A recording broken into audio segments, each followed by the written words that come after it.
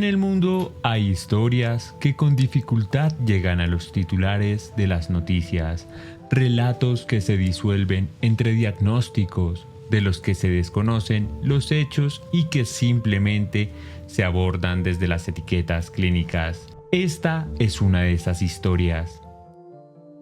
Al encontrarlo por primera vez, me atrajo aquel recorrido por la mente de una mujer que, entre el caos, la incomprensión y la sospecha, clama auxilio para encontrar sentido al horror que vive a diario, un malestar que la persigue y la sofoca. En la historia del día de hoy no habrá héroes, tampoco villanos, solo una verdad compleja, tejida entre el dolor y un océano de preguntas sin respuestas. Una historia de incomprensión por una sociedad que en muchas ocasiones opta por juzgar y etiquetar antes que escuchar y reflexionar. Esta es la historia de Adriana Díaz.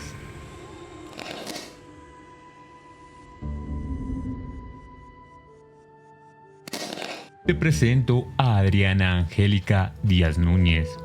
Ella nació un 26 de diciembre en el año 1982 en Neiva, Colombia. Su infancia transcurriría en un entorno familiar encabezado por su madre Adalgisa Núñez, una mujer trabajadora, estilista de profesión y profundamente comprometida con su imagen personal. En sus redes sociales aparecen múltiples fotografías donde el cuerpo, la apariencia y el rostro cuidadosamente trabajado son los protagonistas. En su forma de vivir, la belleza no es exclusiva, es una forma de identidad. Y como muchas madres en su época, proyectaba su figura con amor, pero también con bastante exigencia. Pero Adriana no encajaría del todo en este molde. Desde joven le costaría reconocerse frente al espejo, no se sentía bonita. Las escasas fotos en las que ella posaba buscando verse bien eran casi siempre para su novio, Juan Pablo, un hombre con quien compartió un tramo de su vida antes o durante el año 2010 y quien también sería quien marcaría su historia más de lo que cualquiera podría llegar a imaginar. Durante el año 2011, la abuela de Adriana fallecería. No se conocen del todo las repercusiones de esa pérdida en su salud emocional, pero lo cierto es que, a partir de este momento, las piezas comenzarían a moverse. Para el año 2013, adoptaría a dos gatos, a Miuccia y a Kala. Sus nombres no parecen ser casuales. Miuccia como la diseñadora detrás de Prada y Kala, una deidad hindú asociada al tiempo y la transformación. Tal vez eran reflejos de dos fuerzas que ya comenzaban a convivir dentro de ella, la estética y el caos. En algún punto durante el 2014, según sus propios relatos, Juan Pablo le ofrecería medio comprimido de éxtasis. Ella lo aceptó y afirma que esta fue la noche que cambiaría toda su vida para siempre. Un poco después, comenzó a presentar movimientos involuntarios, lo que se conoce como disquinesia, y para el mes de diciembre de este mismo año, una distonia facial empezaría a deformar los músculos de su rostro, generando tensiones dolorosas. Pero para este punto quiero aclarar que esta enfermedad también puede ser un efecto colateral del consumo del éxtasis. Aún así, intentaría seguir trabajando, incluso en las ventas, para continuar con su relación sentimental y con su vida, aunque pronto confesaría que no volvería a experimentar de la misma manera el placer sexual desde entonces. Para el año del 2015, Adriana intentaría tratar su distonia facial con inyecciones de Botox, pero según ella fue un exceso de dosis, algo que dejó su rostro bloqueado por más de 2 años. En este periodo, ella afirmaría que su madre había firmado una póliza de vida con la intención de cobrar un dinero en caso de su muerte. Aclaración importante. En muchos países, incluyendo Colombia y Estados Unidos, las pólizas de vida no suelen cubrir casos de suicidio si estos ocurren dentro de los primeros 2 años desde su contratación. Esta cláusula llamada periodo de exclusión existe precisamente para prevenir el fraude y proteger a las aseguradoras ante decisiones impulsivas o premeditadas. Por lo tanto, si Adriana pensaba que su madre esperaba beneficiarse económicamente de su fallecimiento, esto no solo rozaría lo paranoico, sino que además era legalmente inviable. Pero esto nos lleva a un punto clave. Adriana no ve el mundo como la mayoría, y eso no es culpa, es condición. Desde el año 2017 ha sido diagnosticada con 4 enfermedades mentales graves: trastorno bipolar, esquizofrenia paranoide, trastorno esquizoafectivo y trastorno delirante crónico. Trastornos que impactan profundamente la percepción, el juicio, la interpretación de la realidad y especialmente la capacidad para relacionarse con los demás. Pero hablemos un poco de estas enfermedades. Los síntomas que la chica presentaría son alucinaciones auditivas, ideas delirantes, desconfianza extrema, alteraciones afectivas. Serían principalmente los síntomas que estarían afectando la salud y la vida de Adriana. Pero continuemos. Adriana no puede vivir en un solo lugar, en buena medida porque no logra demostrar estabilidad económica, un trabajo, no cuenta con referencias y nadie puede fiarse de alguien que tiene cambios tan abruptos en su emoción. Suele cambiar constantemente de hoteles, pone cobijas en las puertas para evitar supuestos gases tóxicos que según ella otros echan para intentar envenenarla o intoxicar su comida. Ha tenido conflictos con policías, personal de seguridad e incluso con personas en el transporte público, como aquel día en el Transmilenio, en el que enfrentó a un hombre porque creyó haber escuchado decir que ella se vestía horrible. La enfermedad mental de la chica es una condición que la empuja al borde y a la pobreza también. Aunque la madre de Adriana le envía más de $1,000 mensuales para cubrir su salud desde South Beach, donde vive con su actual pareja Kevin Cohen, un abogado judío de una firma bastante reconocida, a Adriana ese dinero no le alcanza. En parte porque Adriana se niega a tener una vivienda fija y quizás porque las relaciones con la familia se han venido fracturando tanto que nadie más parece estar dispuesto a ayudarla.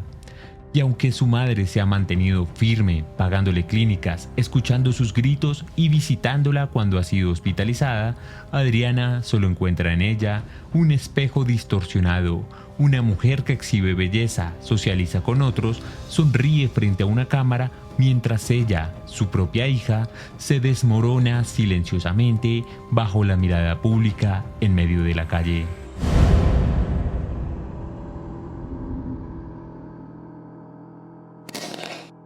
Lamentablemente para Adriana, Colombia, el país en que nació, dejó de ser un refugio para convertirse en un campo minado de símbolos, amenazas y códigos ocultos.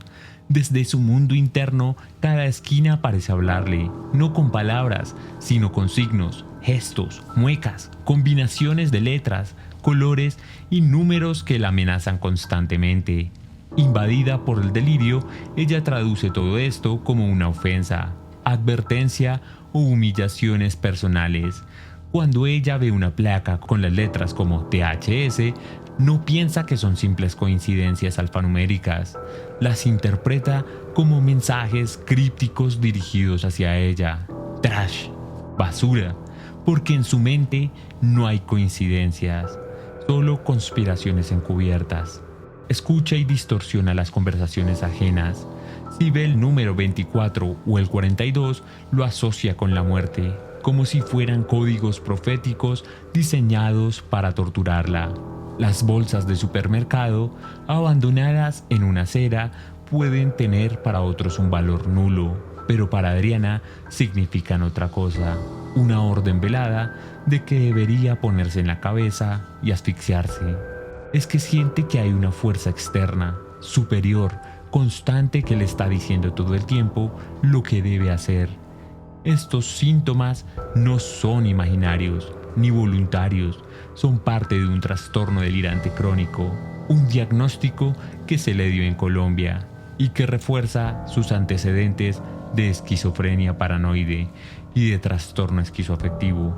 Este último implicaría una combinación de síntomas psicóticos con alteraciones del estado del ánimo, lo que agravaría su cuadro clínico, y es que quienes lo padecen pueden llegar a vivir episodios de euforia o de depresión, junto a ideas delirantes como aquellas que le recuerdan su problema facial, pues las supuestas muecas que todos le hacen, la picazón en sus manos, no son más que sus alucinaciones jugando con ella misma. Para Adriana, cada objeto, cada persona en la calle, cada palabra no dicha puede convertirse en un enemigo letal. Y para muestra, un botón. Esto le ocurrió en el Transmilenio. Adriana creyó escuchar a un hombre murmurar que ella se vestía muy mal. Sin más, lo enfrentó, lo increpó. Pero, ¿qué había dicho? ¿Por qué la juzgaba? El hombre, desconcertado, no entendía, pero para Adriana su silencio era una prueba de culpabilidad. No hay duda razonable en una mente tomada por la paranoia, solo certezas dolorosas. También ha tenido conflictos con personas con discapacidades, celadores, vecinos, extraños en la calle. Algunos la describen como grosera, impredecible, incluso agresiva. Pero es importante entender que esta conducta no nace del odio, sino que nace del miedo. Un miedo persistente, moldeado por voces internas, interpretaciones erróneas y una soledad que no deja espacio para confiar. Sin embargo, Adriana niega haber sido drogadicta, pero se sabe que probó cocaína, marihuana y éxtasis. Ella insiste que fue solo una vez y, según sus propios relatos, esa primera vez fue suficiente para que todo se desmoronara. Lo cierto aquí es que la psicosis inducida por sustancias puede ser un disparador, pero lo que siguió fueron años de enfermedad sin pausa. Para su familia, ayudarla ha sido una batalla desgastante. Aunque la relación con su madre es conflictiva, Adalgisa nunca le ha cerrado la puerta. Desde Miami le gira dinero con cierta regularidad. Ha ido a visitarla en los hospitales psiquiátricos y ha hablado con médicos buscando soluciones. Pero también ha sido el blanco de las acusaciones, de los insultos y de los reclamos que rozan lo paranoico. Desde creer que compró a los psiquiatras hasta que Adriana piensa que ella planea su muerte para cobrar una supuesta póliza. Una vez Adriana organizó una fiesta. Uno de sus amigos, según él, fue a la cocina a abrir algo con un cuchillo, pero para Adriana fue otra señal. Un hombre armado, una emboscada. El mismo símbolo, dos realidades completamente diferentes, que más adelante abordaremos de nuevo. Hoy por hoy, Adriana no tiene vivienda fija. Se desplaza en medio de la ciudad pagando hoteles por noches, escapa de sitios que considera contaminados y poco a poco gana una mala reputación que le impide conseguir un techo para las noches que vendrán. Las cobijas que pone en las puertas de su cuarto no son para decorar, son barreras contra olores que solo ella percibe. El dinero que recibe se esfuma, no trabaja, no tiene una red de apoyo y cada intento de acercamiento, desde su madre hasta algún otro familiar, suele terminar con gritos, rupturas o demandas imposibles. No es un tema de vagancia, es supervivencia, porque cuando tú sientes que te persiguen, quedarse quieto podría llegar a ser bastante peligroso. Y sin embargo, ella sigue ahí, despierta cada día, lucha contra sus propios pensamientos y trata de explicar lo que ve, aunque no sepa cómo ponerlo en palabras. Así es el mundo de un esquizofrénico.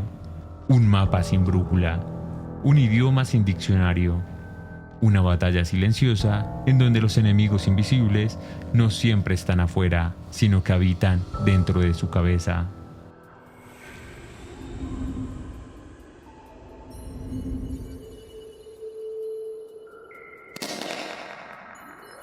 El amor en muchos casos llega como consuelo, pero para Adriana el amor fue otro espejo roto donde se reflejarían todos sus miedos. Juan Pablo Berrío apareció en un escenario que ella jamás olvidará: una piscina.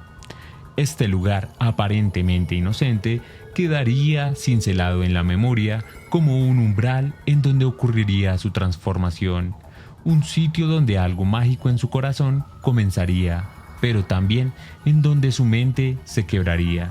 Desde entonces cualquier imagen de agua azul y calmada la transportan a él, y no con nostalgia, sino con una mezcla turbia de rabia, traición y trauma. Él no era simplemente su novio, fue el punto exacto en donde sus emociones comenzaron a desbordarse de una manera aguda. Con él, las fronteras entre el amor y la persecución se desdibujaban. En un momento parecía cuidarla y en el siguiente manipularla. O al menos eso es lo que Adriana interpretaba.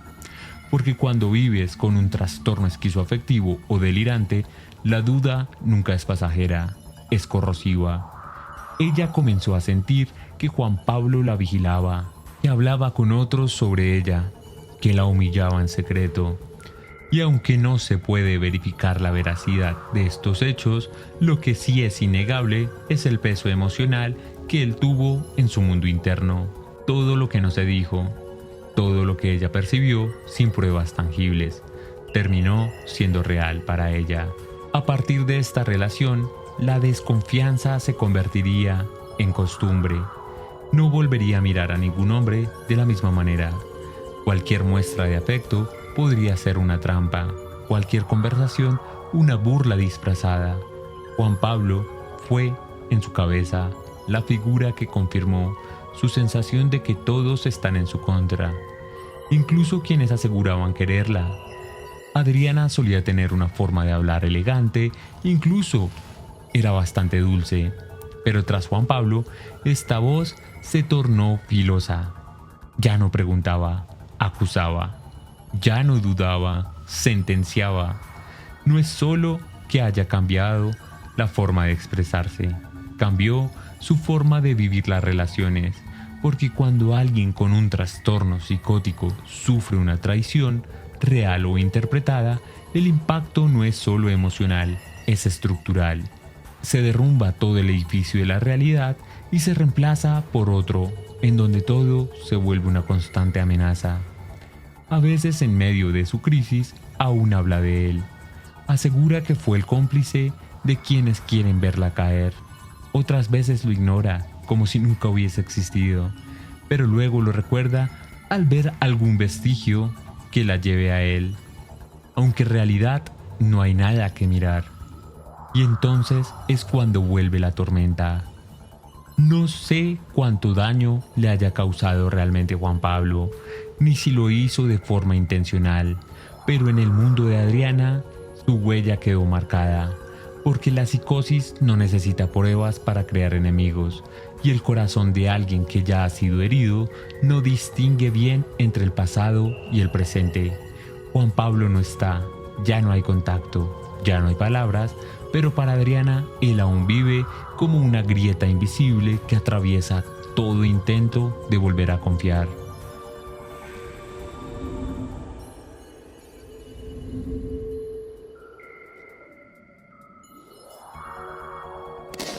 Hay lugares donde uno no entra, lo ingresan. Así fue para Adriana. Las puertas de las clínicas psiquiátricas no se abrieron por voluntad propia, sino a raíz de la crisis que no pudieron contener en casa, en la calle ni dentro de su mente. Su historial médico no es claro para muchos de los que la rodean, pero desde el año 2007 los diagnósticos comenzaron a consolidarse. Primero fue el trastorno bipolar y la esquizofrenia paranoide, luego trastorno esquizoafectivo y más recientemente en Colombia el trastorno delirante crónico, cada uno como una capa nueva sobre su identidad y a la vez como una etiqueta que pesa más que su nombre. Los que nunca han entrado a una sala de observación psiquiátrica no saben lo que eso implica. El tiempo no existe, Las paredes pueden parecer limpias, pero están impregnadas de gritos, de sedaciones, de miradas perdidas. Y en medio de eso, una mujer como Adriana se aferra a su versión del mundo, tratando de convencer a los médicos que lo que ella ve y escucha no es una ilusión, pero los diagnósticos no dialogan, dictaminan, y el sistema, en muchos casos, no escucha más allá de los síntomas. Le dicen que delira, que todo lo que interpreta es un producto de su mente enferma, y ella entonces aprende a desconfiar también de los médicos, no porque quiera, sino porque siente que la reducen a eso, a una enfermedad, a una amenaza, a una estadística. En algunos ingresos fue sedada por su seguridad y por la de los demás. En otros fue dada de alta apenas sus síntomas disminuían, sin importar si su entorno estaba preparado para recibirla. A veces incluso fue devuelta a la calle con una receta y una advertencia: tome sus medicamentos. Pero, ¿cómo seguir una medicación si no confías en quien te la da? ¿Cómo recordar las dosis cuando los días se confunden y la paranoia grita más fuerte que la razón? Adriana no es solo un expediente médico, es una mujer que ha tenido que enfrentar la duda constante que si lo que percibe es real o no lo es. Y cuando esa duda no es compartida, cuando no hay un lazo emocional que acompañe el diagnóstico, lo que queda es el aislamiento. No todos en su familia entienden la dimensión de su condición.